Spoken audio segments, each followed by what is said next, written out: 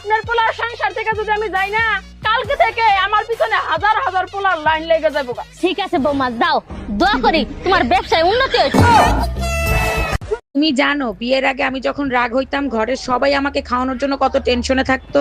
তুমি রাগ হইলে আমার ফ্যামিলির সবাইও টেনশনে থাকে, তোমার রাগ ভাঙাবে কি করে? এটা অবশ্য তুমি ঠিক বলছো, আমিও লক্ষ্য করে দেখছি সবাই টেনশনে থাকে। টেনশন কি খালি খালি করে? তুমি রান্না না করলে আমরা খাবো কি? ও মামা, নিউ মার্কেট যাবেন? ম্যাডাম, নিউ মার্কেট আমি যাব না, ওদিকে অনেক জ্যাম, আপনি অন্য কাউরে দেখেন। আরে মামা, জেম হইছে তাতে কি হইছে? আপনার ভাড়া বাড়াইয়া দিব।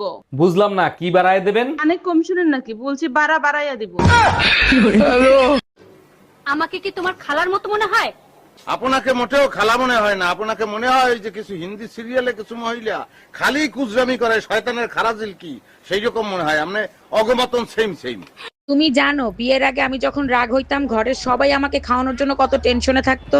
তুমি রাগ হইলে আমার ফ্যামিলির সবাইও টেনশনে থাকে, তোমার রাগ ভাঙাবে কি করে? এটা অবশ্য তুমি ঠিক বলছো, আমিও লক্ষ্য করে দেখছি সবাই টেনশনে থাকে। টেনশন কি খালি খালি করে? তুমি রান্না না করলে আমরা খাবো কি? আচ্ছা অরুণ ভাই, আপনার জীবনে সবচেয়ে বড় গুরু কে? ভাবি, দুনিয়াতে সব থেকে বড় গুরু হয়েছে ঘরের বউ।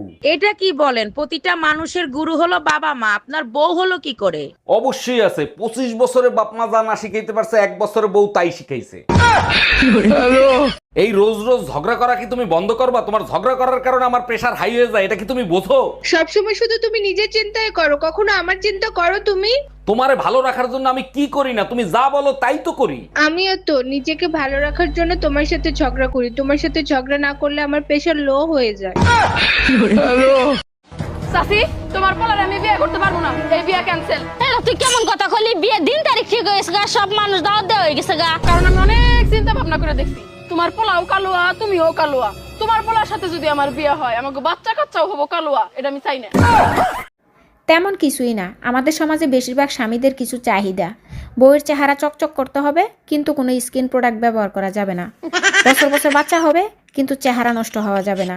সিরা তেনা পড়বে কিন্তু দেখতে ঐশ্বরিয়া রায়ের মতো লাগতে হবে।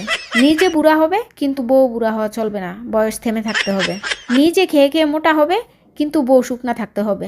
আবার বেশি শুকনা থাকলেও সমস্যা, তাকে নাকি দেখতে শুটকির মতো লাগে।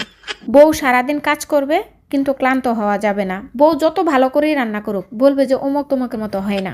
নিজে ফোনে সারাদিন বন্ধু বান্ধবের সাথে কথা বলবে কিন্তু বউয়ের কোনো আত্মীয় স্বজন বন্ধু বান্ধব কিচ্ছু থাকতে পারবে না। যাই হোক, বললে আরো অনেক কিছু বলার আছে কিন্তু এখন আর বললাম না। এই শুনছো? কই তুমি? আমার ফোনটা আমার কাছে একটু দিয়ে যাও না। এই, তোমার ফোনে এত নোটিফিকেশন আসে কেন? কে মেসেজ করে তোমারে?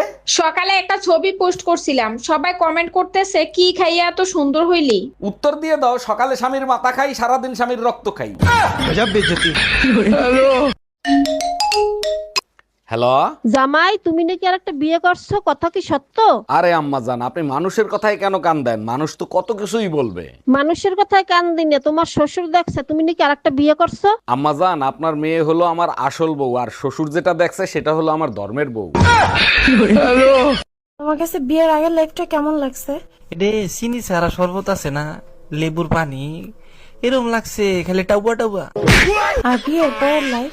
বিয়ের পরের লাইফ হয়েছে মনে করে 1 গ্লাস চিনি শরবত, এর মধ্যে আরো 1 গ্লাস চিরতার পানি, তা 20।